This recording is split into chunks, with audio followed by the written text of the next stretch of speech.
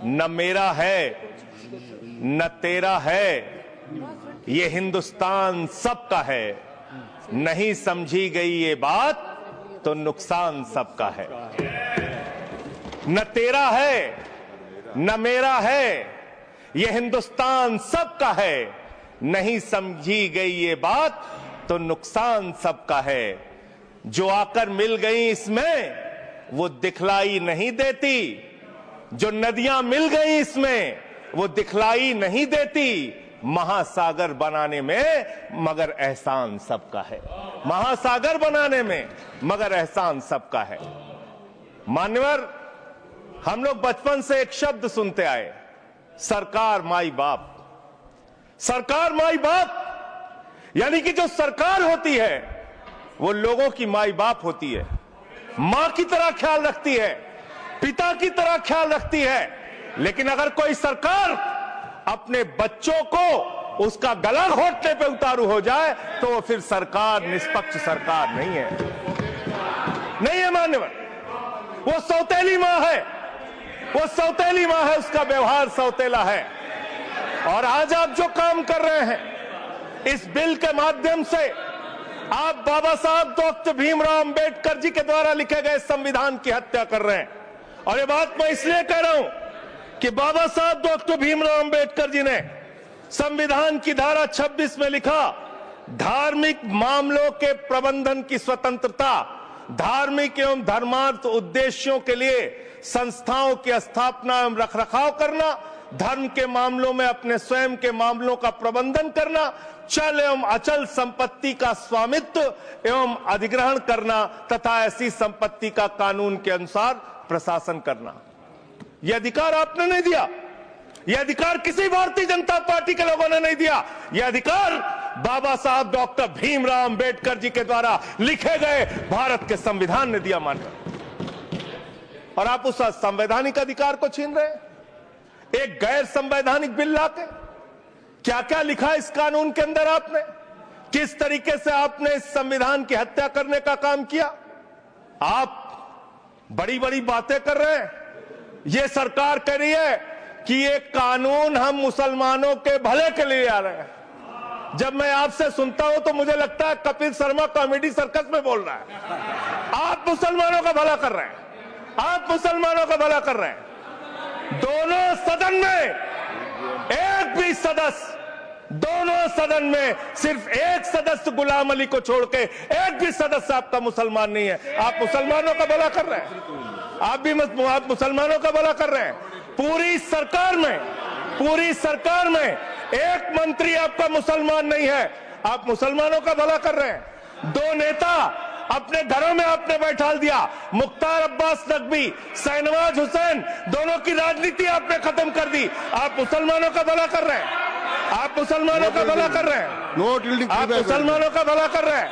अरे सुनना सीखो, सुनना सीखो पहले। मान्यवर, मैं इनके इस कानून में क्या क्या लिखा हुआ है, क्या क्या कहा है इन्होंने। बैठ जाए कृपया, गुलाम अली जी बैठ जाए। धार्मिक संपत्तियों को ये बिल कब्जा करने की नापाक कोशिश है। इतनी और धार्मिक संपत्तियों को सदन में इतनी कब्जा करने के लिए सदन में इतनी शांति है कि आराम से आप बोलोगे तो आराम से बोल रहा हूं सर। हाँ। आप बैठे हैं तो आपको देख के वैसे ही आराम आ जाता है। आपको देख के मैं वैसे ही आराम में रहता हूं सर। आप जब है आपका संरक्षण है तो आराम से ही बोल रहा हूं। बोलिए। मान्यवर, धार्मिक संपत्तियों को कब्जा करने की एक कोशिश है। इसलिए इस बिल पर न हिंदू को खुश होना चाहिए, न सिख को खुश होना चाहिए, न ईसाई को खुश होना चाहिए, न जैन को खुश होना चाहिए, न बौद्ध को खुश होना चाहिए, क्योंकि नंबर सबका आएगा। और आज वक्फ की संपत्तियां कब्जा करके आप अपने दोस्तों को देंगे, कल गुरुद्वारे की संपत्तियां कब्जा करके आप अपने दोस्तों को देंगे, फिर चर्चों की संपत्तियां कब्जा करके आप अपने दोस्तों को देंगे, फिर बौद्धों की संपत्तियां कब्जा करके आप अपने दोस्तों को देंगे, फिर जैनों की संपत्तियां कब्जा करके आप अपने दोस्तों को देंगे, फिर मंदिरों की जमीनें कब्जा करके आप अपने दोस्तों को देंगे। आप तो वो लोग हैं जिन्होंने प्रभु श्री राम के मंदिर में भी घोटाला किया। मान्यवर, प्रभु श्री राम के मंदिर के जमीन में घोटाला किया। मैं एक्सपेंस कागज कर दूंगा दिया जाए। सर, मैं कागज दूंगा। एक्सपेंस कर दिया मैंने। ये लोग राम मंदिर में घोटाला करने वाले लोग हैं, राम मंदिर की जमीन का चंदा खाने वाले लोग हैं सर। ये लोग 2 करोड़ की जमीन 5 मिनट में 18 करोड़ में बेची सर इन लोगों ने। मैंने 16.5 करोड़ का घोटाला किया, 18.5 करोड़ में जमीन बेची। ये राम मंदिर में घोटाला करने वाले लोग हैं सर। मान्यवर, अरे प्रभु श्री राम के नाम का पैसा खाते हो तुम लोग। अरे बैठ जाओ, राम मंदिर का पैसा खाते हो। अरे राम मंदिर में घोटाला करते हो, बैठो। अरे राम मंदिर का चंदा खाते हो। अरे चंदा चोरो बैठो, चंदा चोरो बैठो, चंदा चोरो बैठो, बैठो चंदा चोरो, चंदा चोरो बैठ जाओ। चंदा चोर हो तुम लोग चंदा चोर हो, चंदा चोर हो तुम लोग, चंदा चोर हो, चंदा चोर हो, चंदा चोरो बैठो। 1 मिनट को प्लीज। चंदा चोरो बैठो। सभापति महोदय, Shri Gajendra Singh ji. Sir I am not yielding sir, I am not yielding. सदस्य ने चंदा चोरी किया इन्होंने सर, राम का पैसा खाया करने वाले राम का पैसा खाया सर इन्होंने। राम मंदिर का विषय, राम मंदिर में चंदा चोरी किया इन्होंने। बैठ जाए। चंदा चोर है सर ये लोग। इन्होंने प्रभु श्री राम का चंदा खाया, कृपया बैठ जाए। चंदा चोरी किया सर। कृपया बैठ जाए। राम मंदिर के संबंध में सर राम मंदिर के संबंध में कहे गए सभी शब्दों को मैं कार्रवाई से निकाल रहा हूं, कार्रवाई से निकाल दिए। 2 करोड़ की जमीन 18.5 करोड़ में खरीदी इन लोगों ने। 2 करोड़ की जमीन अयोध्या में 18.5 करोड़ में खरीदी। मान्यवर, कृपया मान्यवर मेरा टाइम बचाया जाए सर। मान्यवर टाइम पॉज कीजिए सर, टाइम पॉज कीजिए, बैठाइए इनको। Point of order yes allow sir. I am not yielding sir. Point of order Bhupendra Yadav please sit down.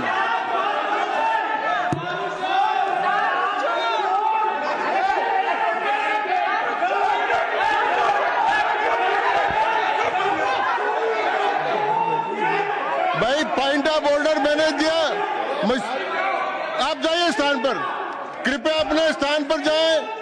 मैंने व्यवस्था का प्रश्न उठाने का मौका दिया भूपेंद्र जी यादव को। आप सब लोग अपने स्थान पर जाएं, कृपया अपने स्थान पर चले जाएं, कृपया अपने स्थान पर जाएं, सबको चोर बना, कृपया बैठे। चोरी में जेल में रहे। मैंने भूपेंद्र जी कृपया बैठ जाए, कृपया। श्री भूपेंद्र यादव सर, मैं पहले Bhupendra ji, yes sir, Bhupendra Yadav sir, Madan ji Rathore कृपया बैठ जाएं।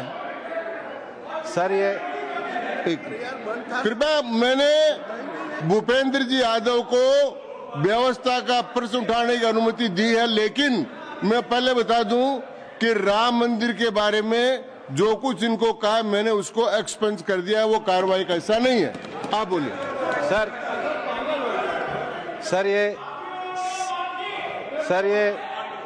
सर ये सदन का उच्च सदन है। रूल में बता देता हूं, रूल 238 और 240।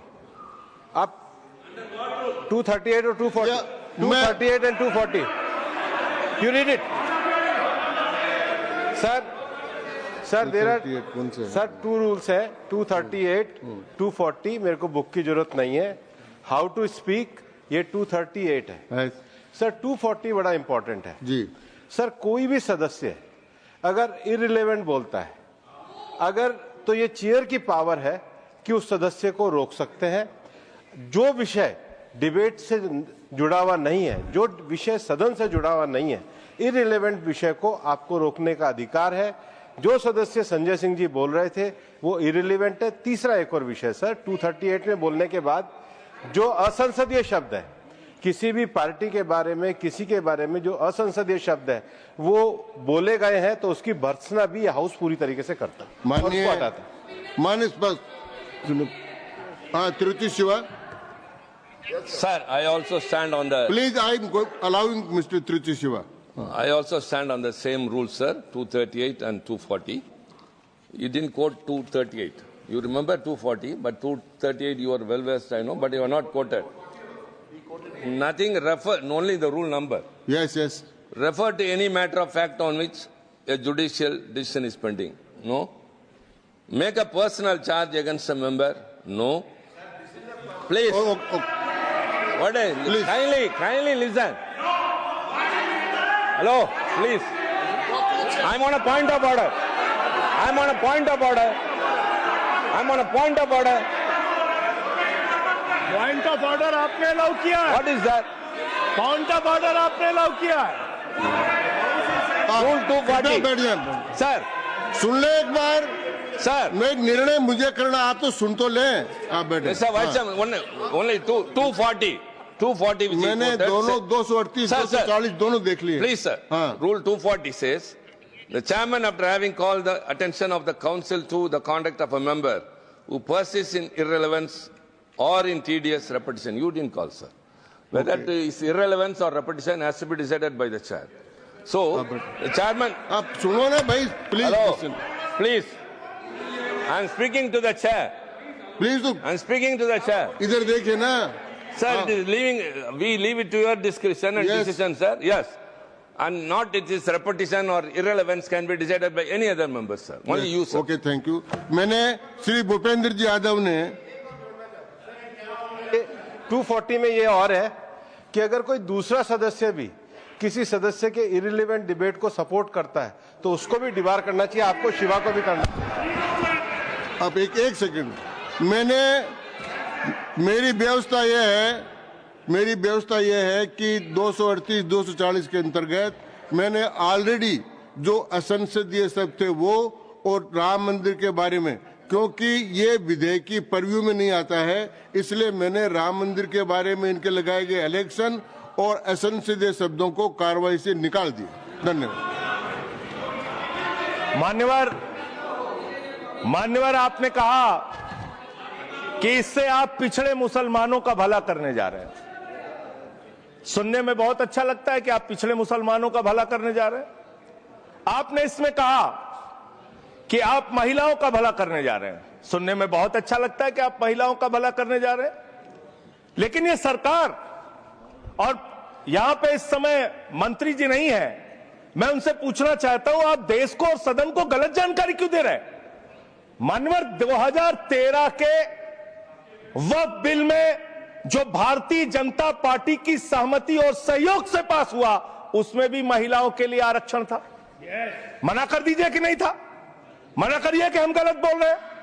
मानवर, मंत्री जी ने कहा 1 करोड़ सुझाव आया। मैं आपसे पूछना चाहता हूं, कितने करोड़ ईमेल आए, कितने करोड़ पत्र आए, कितने करोड़ सुझाव आए? पूरे देश को जानकारी दीजिए, और मैं आपको दावे के साथ कह सकता हूं, जब पूरा सच सामने आएगा तो देश को पता चलेगा कितने लोग इस बिल के विरोध में थे, कितने लोग इस बिल के समर्थन में थे। मैं जेपीसी का सदस्य था मानवर, मैं कह रहा हूं आपसे लाइए। और आप पिछड़े मुसलमानों का भला करना चाहते हैं?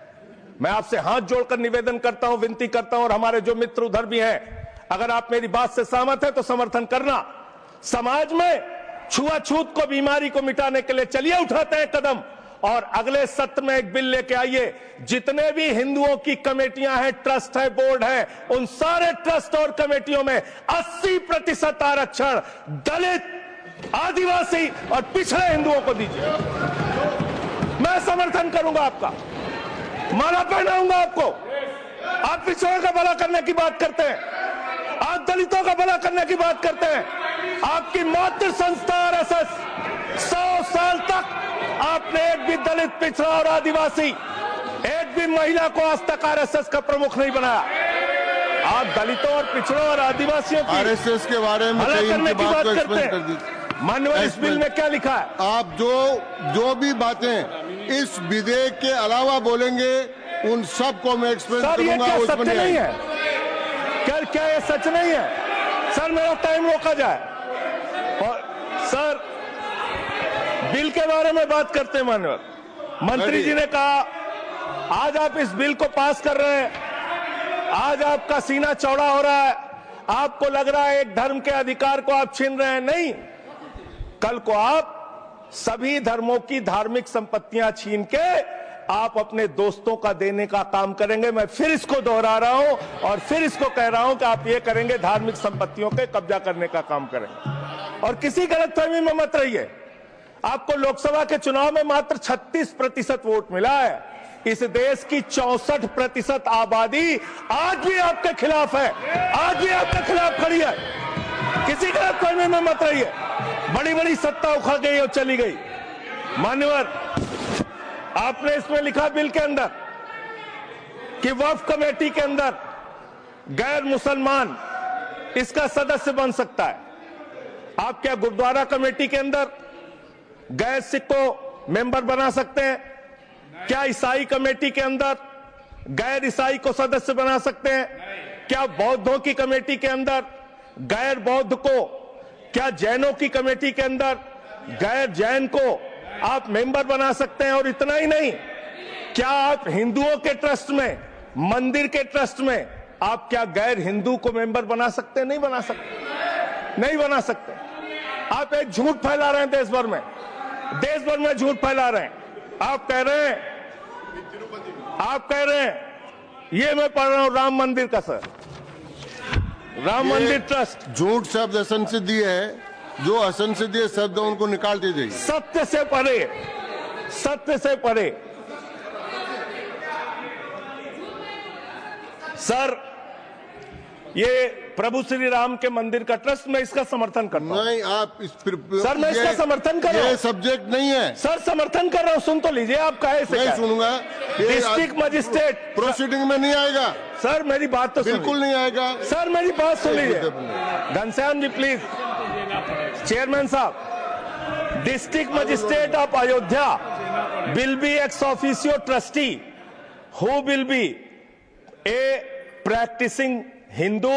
If the DM is not Hindu, then additional district magistrate will be an ex officio member of the trust. हम इसका समर्थन करते हैं सर। हिंदू धर्म के ट्रस्ट में हिंदू को मेंबर होना चाहिए, आपने लिखा, हम इसका समर्थन करते हैं। लेकिन आप दूसरे धर्मों के ऊपर कह रहे हैं। कल को आप गुरुद्वारा कमेटियों में कहेंगे सिख नहीं, दूसरे धर्म के लोग इसमें आएंगे।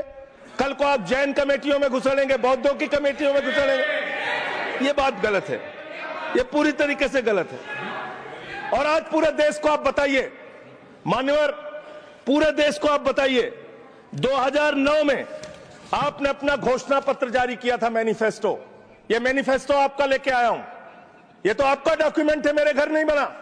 इस मैनिफेस्टो में लिखा है इन्होंने कि 2009 के मैनिफेस्टो में लिखा है कि वक्फ की जमीनों पर जो अवैध कब्जे हुए हैं, के.आर. रहमान की कमेटी की रिपोर्ट के हिसाब से हम मुस्लिम धर्म गुरुओं के साथ बातचीत करके उसको खाली कराने का काम करेंगे।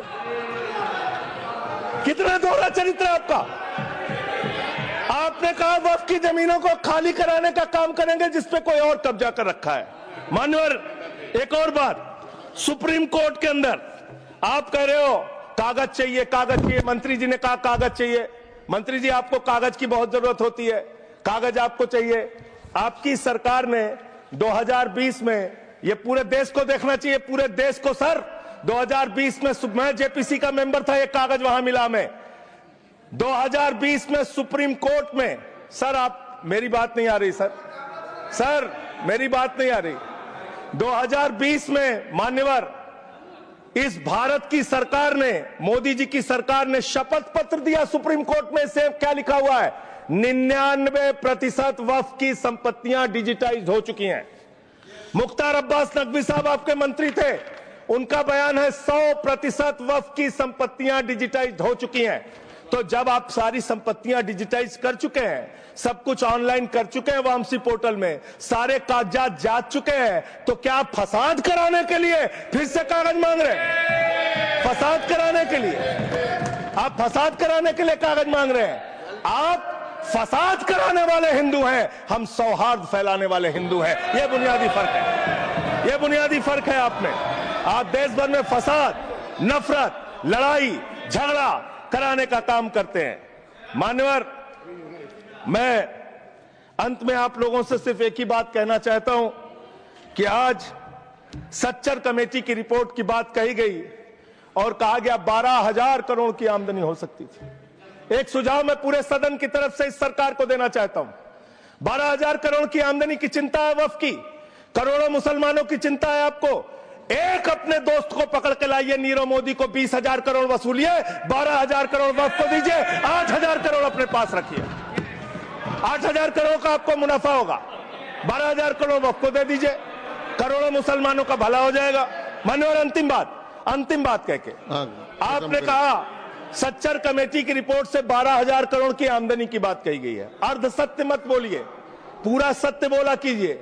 सुविधाजनक सत्य मत बोलिए, पूरा सच बोला कीजिए। मंत्री जी, इसमें लिखा हुआ है सच्चर कमेटी की रिपोर्ट में कि भारत की सरकार ने, राज्यों की सरकार ने अलग अलग राज्यों में अलग अलग जगहों पे 365 वक्फ की संपत्तियां कब्जा कर रखी हैं। आप उसके बारे में नहीं बताते, आप अर्ध सत्य बोलते हैं। मैं तो जेपीसी का मेंबर रहा हूं, मुझे सब पता है। तो इसलिए मान्यवर, आप फैला रहे हैं झूठ। ट्रिब्यूनल के फैसले, बस खत्म सर, खत्म। असत्य, सत्य से परे मान्यवर, सत्य से परे मान्यवर।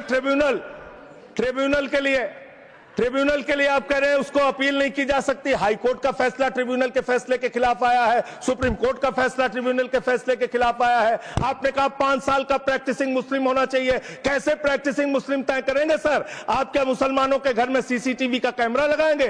कौन नमाज पढ़ रहा है, कौन नमाज नहीं पढ़ रहा है, कौन मुसलमान है, कौन मुसलमान नहीं है? आपने मान्यवर ऐसे प्रावधान इसमें रखे हैं जो बड़े अजीब हैं, जो अपने आप में ये बताते हैं कि आपकी मंशा सिर्फ देश में झगड़ा कराने की है, नफरत फैलाने की है, फसाद कराने की है। आपकी मंशा कहीं भी मुसलमानों का या किसी वर्ग का भला करने की नहीं है। बस एक अंतिम बात कह के अपनी बात समाप्त करूंगा।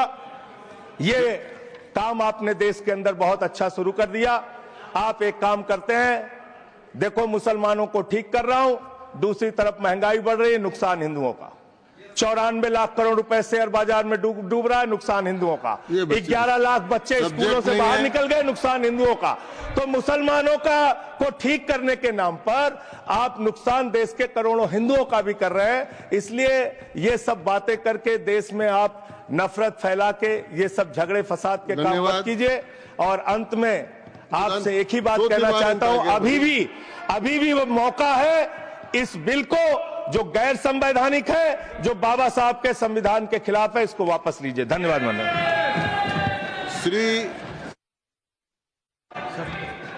दूंगा ही। संजय सिंह जी को मैं जवाब देना चाहता हूं, सबका जवाब देंगे, लेकिन समस्या ये है, माननीय मंत्री जी को हस्तक्षेप करने का अधिकार है। जब मैं when I reply to everybody please, मैं सबको जवाब दूंगा। मैं सिर्फ इतना ही कह रहा हूं कि संजय सिंह इतना तर्कहीन बात करते हैं, जवाब देने के लिए जगह भी नहीं है। पॉइंटलेस बात करता है, बिल से संबंधित नहीं, इधर उधर का बात करता है। पॉइंट में बात कीजिए, मैं जवाब दूंगा बाद में। श्री येरम वेंकट सुब्बा रेड्डी।